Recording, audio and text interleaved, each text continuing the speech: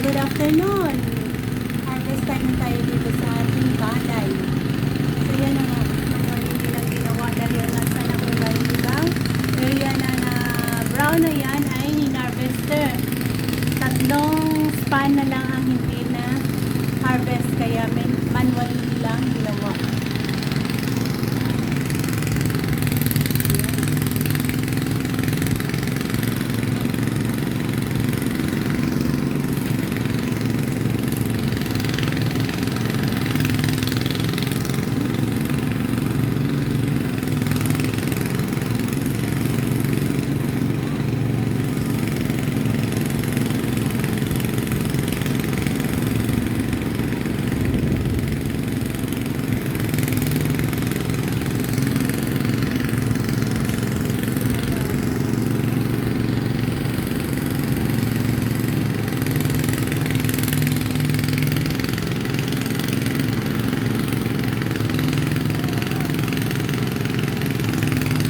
Sa tatlong span na yan ang kanilang manually ginamit ng freezer.